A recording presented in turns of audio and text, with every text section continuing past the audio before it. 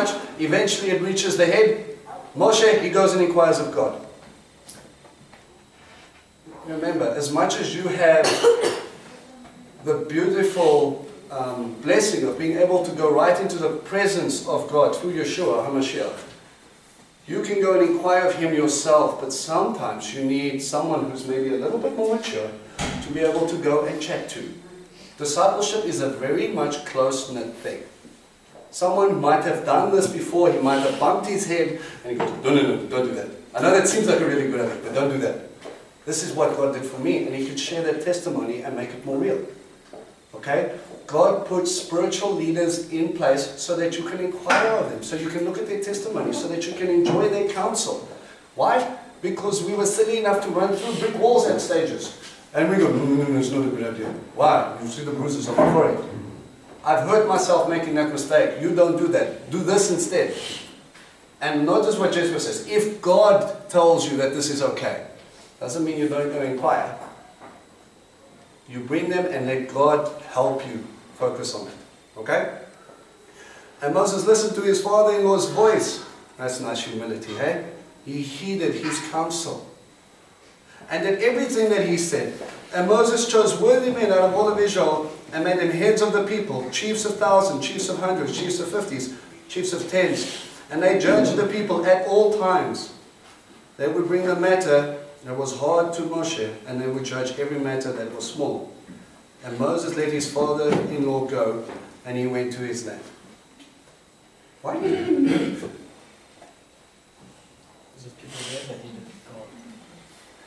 Your testimony sometimes needs to be spread. And you go out and now you can share what you have done. I will remind you of someone, New Testament reference, in a place called Kursi, the demonic man, remember? Hey, the pigs on the hill. Screaming, running up to you while you're trying to climb back in the boat, trying to sprint back into the water. Okay, remember that whole picture, people freaking out?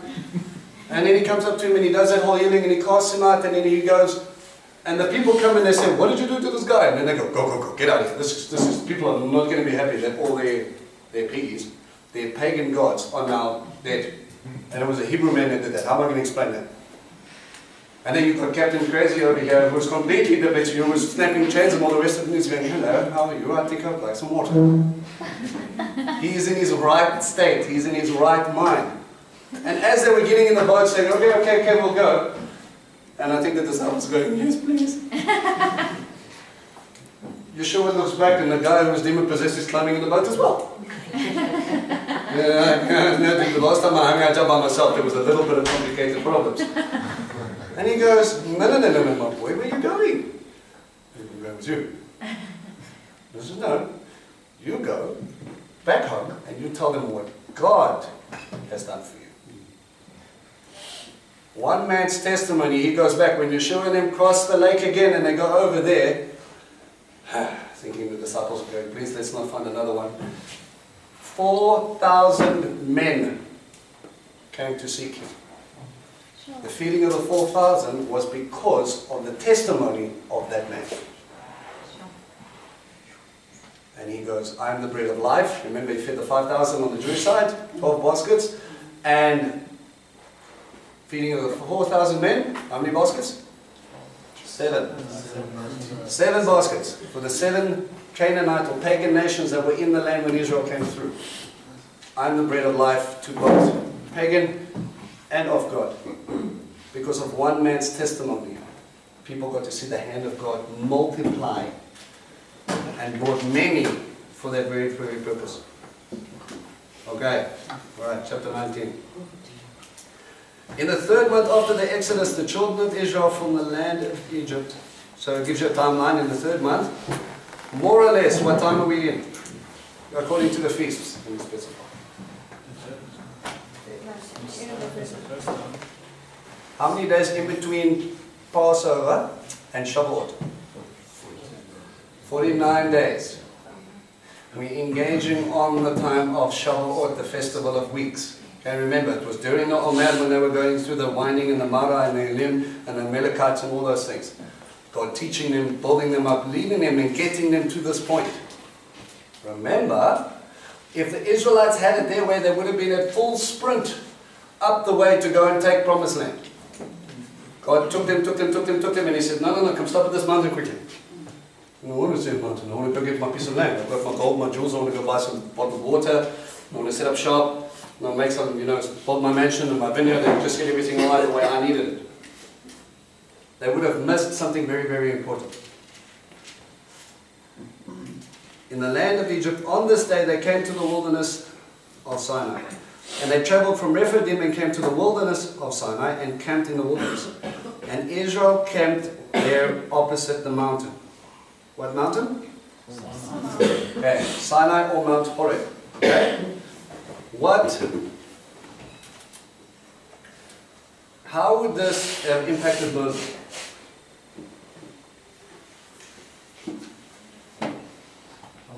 To me? He knows the area, so he would fetch. Okay, but what specifically about God's call on Moses' life? Burning bush. Why is that important? Why is that important? He's bringing them back to where He's bringing them to God. Right, why? Because they said Sinai was a holy place. Yeah, but it was holy because he was there. Because God descended and spoke to him on fire on the mountain. Why is that specific to Moses? It's his testimony. It was his testimony, but did he just come back and show him that was the bush that was on fire? Was it something specific? God said you have He sinned. was stressing It's a promise himself. now that's been fulfilled. That What God promise? will bring them out of To the draw them out. Yeah, but he said he was also said he was taking them to the promised land. Why didn't he just take them there? He himself was struggling. So they could meet God. They could meet with God. But God was in Egypt as well. He was dealing with the gods of Egypt. He's a pillar of cloud and fire by day. Why is he stopped at the mountain? Why is this important to Moshe? Back to the roots. He's a little bit. You're following the right train of thought, but you're missing something important. What'd you say, Krista? He's going back to his roots, going back to where it all started. Don't the Lord say he was taken back there? God said, as a sign between me and you, that I will fulfill this. You will bring these people and they will worship me on this mountain. Moses is going, where we made it. All the testimonies. Remember, in the beginning, okay, if we want to be a little bit mean, stuttering standing. Okay? I can't do that to a man who walks out and goes, no, I'll pray for the people killing, livestock killing hail to stop as soon as I get outside your territory. Okay, you can stop now, please. Done. To have that sort of faith, and yes, we make fun, but it is a realization. He walked out there with full faith in everything that he was doing, and he was looking to God, and he was teaching him. Not only can God do that, but he can feed you. He can make your bitterness sweet. He can make you an oasis to the world, etc., etc. And he brings him to the mountain, and God's going, now you understand that I brought you to me again. Okay? That sets the foundation for what's coming. And Moses had gone up to God. Now I want you to listen carefully to this portion of how many times he ascends and descends the mountain. Alright? If we use what's traditionally called the Mount Sinai, okay? It's a site called St. Catherine's. Okay? They built like a little monastery in the wilderness that's over there. I'm using this as an example. Okay? Agree with it or not? Doesn't matter, we're not going there. Go and do some research where you think Mount Sinai was. Okay? And there was something silly like 1,000 steps to get to the top. Okay? And people who have walked this have said some of the steps are knee-high.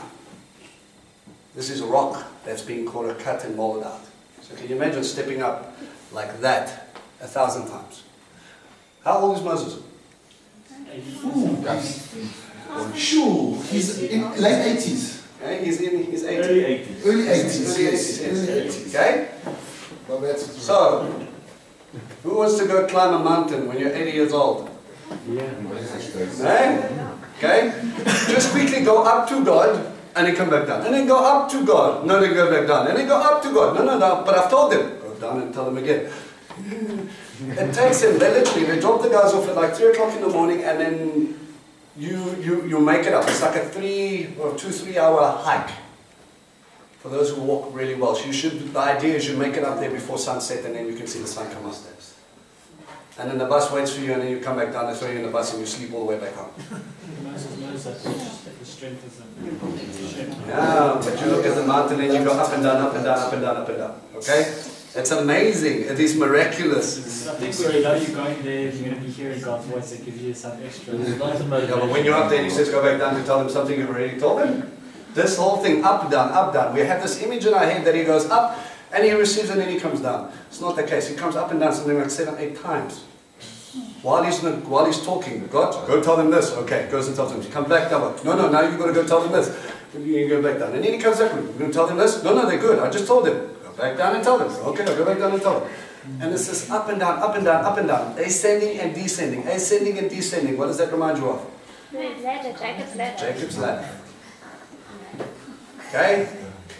Yeshua is the link between God and the people. Ascending and descending. And what is God giving him while he's ascending and descending? The Torah. The word of truth, the way. And he appears as what? God. When he descends on the mountain, what does he appear as? Glowing. Lightning and thunder. Fire. The burning bush becomes the mountain that is aflame. The way, the truth, and light. He's talking about Torah, and he's specifically talking about this portion here, which excites me. Okay? And Moses had gone up to God, and Hashem called to him from the mountain, saying, this is what you shall say to the house of Jacob, and tell the children of Israel. Isn't the house of Jacob and the children of Israel the same people? No. It's a physical thing. No. The house of Jacob would be the 12 tribes. Israel, are we now including the hordes of people that left en masse from Egypt? There was a mixed multitude that left Egypt with them. And they went up to the mountain. And God doesn't just say, oi, to my people and to you oaks who came with, don't worry about this next thing, take a nap, we'll talk to you later. You just have to worry about 7, or 3, or 4.5, or 9 of the 10 commandments. It's not what happens. Jacob is always looking at physical seed. The sons of Jacob was literally talking about the 12 sons. But if we are grafted into the house of Israel, we become one. We become part of that household. And we become heirs to the promises of the forefathers through the blood of Yeshua. Who are our forefathers? Abraham, Isaac, and Jacob. Abraham, Isaac, and Jacob. And we enjoy all of this, all the covenants, all the promises, all the relationship, because we belong to this. Even the new covenant, as they have put it, okay, is a covenant with Israel. We can take no claim whatsoever to us as Gentiles, whatsoever, unless we belong to the people. And that is why they so hate to say, look, remember the issue in Rome? The Jews were kicked out, okay? Yes. And then all of a sudden a predominantly Jewish Christian thing happened. Seed of Jacob was now there, and then it was gone. And then only the Gentiles who had been grafted in, who became God-fearers, were standing there in this place, and then they go, well, we are obviously the new Israel. And when God brought them back under a different Caesar, they said, brothers, and they said, no, go away. We are the new house. What does Paul say to them? Okay? And if you've been grafted in, I just think can set you out. Okay? God is not finished with the Jews because I am a Jew, and therefore, if he were done with the Jews, he'd be finished with me. First problem. 2. The grafting of You are grafted in, but I will remind you of these words. You arrogant Gentiles. That's a pretty strong statement. The root supports you. This is Paul. Yes. Romans. The root supports you. You are not a tree unto yourself. You are grafted in. So you better bear fruit that is worthy of it. What roots do we have except through Abraham, Isaac, and Jacob? This is why Torah is so important. It will bring me to the next question. If this book that is called Torah, which has now been translated as the law, okay, hopefully you've learned enough to know that it is a mistranslation, yes? That's instruction, okay, teaching.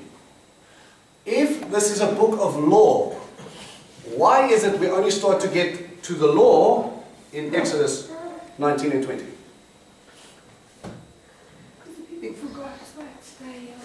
But if it was just a book of instruction, why does God wait so long in His story to bring instruction and law?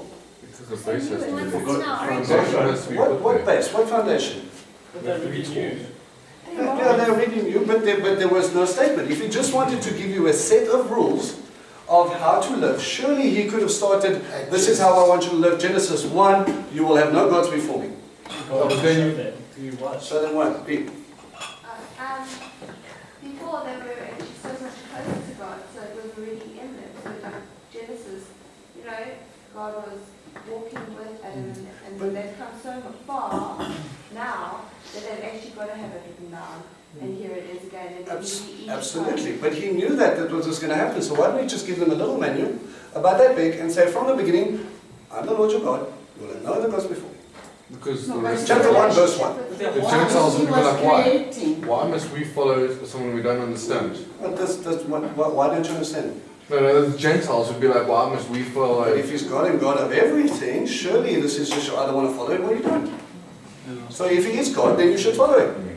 Oh, I love stirring the pot. Also because God wants to show him that who he is. And like it's almost like a miracle's got to happen But before you listen. what does that mean? What does it mean to show me who you are? It's What like a is it? testament.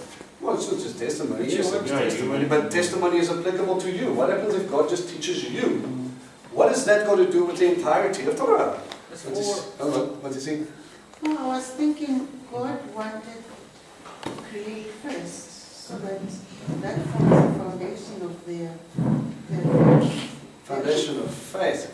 So, but surely He could have said, I created everything, so therefore I am the Lord your God. But they needed, That is us. they needed to see and be convinced to move to the next None of these guys were there for creation, none of them knew. You're taking a statement on faith. Right. So maybe God wanted to show us His character, because He wanted a relationship with us. Big Dan, give that man a high five at the back. It's about relationship. The entirety of the beginning of the book is to show you not just who He is, but to show you who He is to you. It's not just about Torah, it's not just about instruction, it's not just about teaching. If that was the culmination of the book of Torah, then it's all Old Testament, forget about it. No, it's all about who God is to you and what He wants from you, because He has a purpose for you. And once you understand that, once you understand the faith of who He is, what He can do, what He did, He brings you to a point where you will want to listen, want to follow, want to love Him with all your heart, all your soul, and all your mind. And we go through this process in our own faith. He shows you that He's real. He wants to show you that He can hear you and that He distinguishes between you. He wants to show you that He has no equal. So by the time He's finished with you, you will walk through water and mighty mountains of water and pass through the Holy Spirit to get to the other side. Because you will give your heart above everything else. Torah is about relationship. Let no man tell you it's about law. Yes, it contains instruction. But when I throw out Torah, I have no relationship, I have no foundation. How can I understand anything about a new covenant if I don't understand what God did individually to men? Genesis, Bereshit, is about dealing with the individual and a family. How He met with the individual. And yes, He meets with us, Baruch Hashem, as He did. How He met with Noah. How He met with Adam and Eve. How He met with them. And then He starts to move in Exodus into Shemot, when He talks about how He dealt with that family became a nation, and when that nation became His. God is very individualistic, but He also says, where are my people? This is why we are a biyachad. We are a group of people. We are together. We are His. And as much as He cares about you as an individual, man, He cares about the community. And we have this purpose and this play on, as much as God brings you here, He brings you here to build up this. You are not just here for yourself. You are here so that your brothers and sisters can lean on you, can counsel you, and you can counsel them and help them, because you are a unique setup of spiritual gifts to build up the body. It is not just about you. If you fail to come to the realization that you have a purpose, that you have an understanding, that you have a calling, may God protect us from that, but you will fail in someone's life to build them up. Because you are more important than what they are. The essence of being a shepherd is caring for those who are least, more, and thinking of yourself less. You are important to me, so therefore I will make time for you. I will come to your house. I will drink coffee. It might be my 7th cup, which is not good, but I will have 7 cups of coffee to get you to understand one beautiful truth of God, because that will change your entire life. And people are forgetting that. No. If you only just came and you only just listened, if you only just, just fast forward, as much as I love this tool with the whole video thing, this is for people who cannot make it because they're in a physical different province, or because your lives take you away. You are too sick to come so you can catch up. But this, what we have in the room, is what fellowship is all about. It's about the people. It's about you. It's about this relationship that I can look into your eyes and I can touch base and I can teach you and show you what is important. You're living in a digital age where the biggest conversation you have with your spouse is through your cell phone. Put the phone down, slap them and say, hey biscuit, what are you doing? You cannot give kisses through cell phones. You cannot give hugs through cell phones. You cannot negotiate, argue, go back and forth through a cell phone. But you can. Emoticons. I was going to say, emoticons. Emoticons. I'm sorry, I have to vote for that. When you went to Zambia and you have to try and argue, he wasn't there. What I'm saying is these people are in the same house. I'm just saying it's really difficult. People are in the same house. You want it face to face. You want to... Exactly, because you type something with a discerning and a loving heart and they read it wrong and all of a sudden you're like, you said what? Scratch your face, yeah. No. You really want to start something. You're like, how can you give me kisses when you said that? Do you realize how rude you're being? And then they're being sarcastic. Yeah, that's not... Oh, and we don't understand why we have these issues when we send an SMS and what, and it comes back this very, very interesting response and you're like, that's not what I meant, please put down this page. That's what voice notes are for. Voice notes. Yeah. I'll tell you what, I pray that you never do this, but let me know how that works out for you when you're married. When you hear the stomps coming down the passage. Yeah, With a wooden spoon. You want kisses? Here's a voice note. Right. Alright, now listen carefully guys. All of that said to build up relationship, to bring you to this point. Moses had got up to God and he called him from the mountain saying, this you shall say to the house of Jacob and to the people of Israel. You've seen what I did to Egypt, and I carried you on eagle's wings and brought you to me. In culture today, who arrives first? The king or the people? Does the king wait for the people, or do the people wait for the king to appear? This king stands waiting and he goes, I'm bringing you to me. And this is my heart. This is Torah. He carries you on wings of eagles. And you think, that's beautiful and poetic, but what does that mean? When an eagle carries its young, carries them on its back, protects them with his body, he lays down his life, he protects you with who he is to carry you to him. There's this wonderful image that many... when you study eagles, it's a fantastic thing. When mother teaches the baby eaglets to fly, okay, she starts making the nest a little bit uncomfortable. So she takes out all the nice soft feathers and all the rest of it, so it becomes a little prickly. It's not so nice to sit anymore. So, and remember, they're the highest flying birds, so You know, they cliff, you know, nests are on the edge of cliff faces and mountains that are way, way, way up.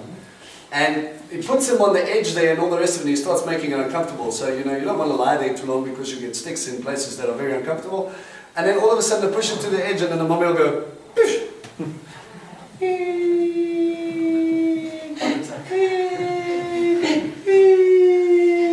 It's a really long way to fall. And little eagle is flapping and freaking out and flipping over and doing all the rest of it. And just before splat, mommy comes down, gets underneath it, catches it, and takes him all the way back. And then you go, "It's okay, my boy. It's okay, mommy's here, mommy's here." And they do this time and time and time again. And they teach them, if you open up your wings and just let the wind lift you up, to be lifted up on wings of eagles, comes through ruach.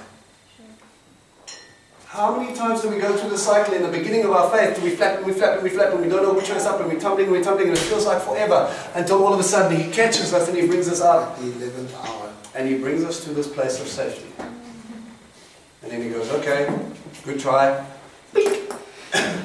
Next month." This is fun. Trials and tribulations. He's teaching you to soar. Not soar like a pigeon or soar like an ostrich. You'll notice these things do not fly very well. You will have these moments, but He's talking about to be lifted up on wings of eagles. Where He's talking about there. And all you need to do is open up your wings and let the Ruach HaKodesh pick you up. How I have brought you unto myself on wings of eagles. I have protected you with my body. I have lifted you with my breath. I'm giving you that way and that truth. Brought you unto me. Notice the language. This isn't a God just talking about you better do this, you better do that, you better do that. This is love. And now, if, underline if you will listen to my voice and observe my covenant, the choice is yours. If you do this, you will be a treasure to me out of all the peoples. Mine says, "And now if you diligently obey my voice, then you shall guard my covenant, that you shall be my treasured possession above all the people." Above all the peoples, because all the earth is mine. If you just heed my voice, come into this relationship with me, walk in the ways of truth, and be mine. If you do that, you will become a treasure. If you don't, well, I don't need to spell that out. You have a choice to be betrothed to God, or you have a choice not to be. You have to say, "I do." If you love me, if you honor me, if you obey, and whatever traditional vows they teach you, if you do these things, do you promise to your spouse that you will do this? Remember the stuttering things that you go through, try and get the words right. I, Vincent Anthony Brown, yes, I will do this. And you don't even remember what you said. Sometimes we have a break and they ask you, "Did you hear? Are you going to answer?" Do you say, "I do"? What? Okay. We are so panic-stricken, we forget what we've promised our spouses, and yet we're supposed to live that. This is why ketubah, this is why it is written down, this is why the things are written on stone tablets. You will have record of what I promised you. Because if you do, you will be a peculiar treasure. You will be so beautiful for me that I will hang you around my neck. I will show you off to everybody who sees it. I will lift you up. I will keep you safe because you are beautiful, you are precious, you are mine. How many of you have something extremely, whether valuable or extremely sentimental to you? Something that is so beautiful above all your possessions that you lock it up in a safe and only to, the select few, you're like, oh.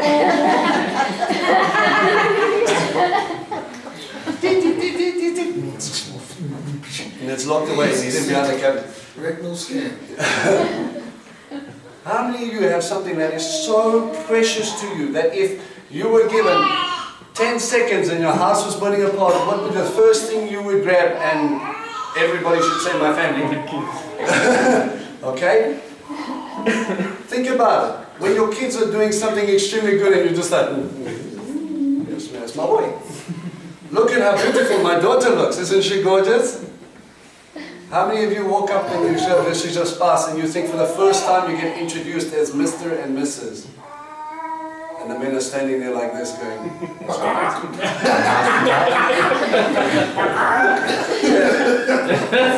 that's mine, eh? Take it, don't take too much, mine. You are proud and it is beautiful and you look across the room and you are just filled with emotion and love and you're like, I might have done a lot of things wrong, but man, I think I've got this one down. She is my perfect treasure. This is what God sees in you. Do you see how Torah can be so diluted and how clever Hasatan is to say, you don't have to worry about that anymore. It's old. What part of Torah have you read here today that talks about harsh, judgmental, wrathful, vengeful God that people portray him as? If you love me, what does Yeshua say? If you love me, keep my commandments. If you hear my voice and walk in my ways, then you will be. Then. There's a condition. You can choose to be betrothed to him and let him parade you around with a big smile on his face and hold you up and go, look at my jewel. Look at this beautiful bride of mine. Look at my people. If our job is to act like the spouse to God, we need to be. We need to be loving, we need to be loyal, and we need to walk and hold hands and be there and spend time with each other, and all of the rules of marriage apply. So that we can enter into the correct relationship, so that you will know you're there. And in Hebrew, remember, that term means to know intimately. And yes, making love is part of that whole idea, because when you look at each other's eyes, even from across the room, I can see what my wife is thinking. I can read her body language. And we can have this own little moment without anybody knowing in the room, just by the way I look at her. That is to be with God. That is the foundations of Torah. That is everything, that is anything to do with Yeshua. Because he wanted the same thing. He wants your heart.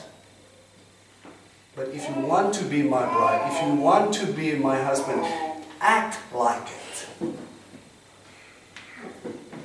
Don't live your life the way you want to live and leave him in the closet. I'll only dust off my husband when I need something. Oh, you can pick the lamp. Get that part of the top. What you do today in your marriage echoes what you do and what you understand here. Your children will understand what it is to know Hashem by the way you treat each other. Who's your priority? And my God will tell me to love my bride and to look after her and to teach my children. Why? Because if I get this right, they will understand what love is. Amen? Alright, we're going to come back to 19 and then we'll do 19 and 20. There's a lot to discuss. I want you guys to go and dust up on Acts 2. Okay? And I want you to go and read the Sermon on the Mount. Okay? It's Matthew 6 until 8. Okay? What was it? Yeah, 6 until 8. Is it a 5, 6, 7? Just have to go. Alright? That's around there. It's either, I think it might start at 5. He's talking about the lesson of the Torah. Okay. Matthew chapter 5, and it'll probably go to about 8 or 7, alright? Have a quiz there because there's going to be the correlation with the 10 Commandments and what he does on one mountain and what Yeshua teaches. The same instructions on a different mount. Okay? So, God willing, next week we'll crash everything together and you'll get a fullness of what we understand. Okie dokie. Alright. Let's call it. Faith only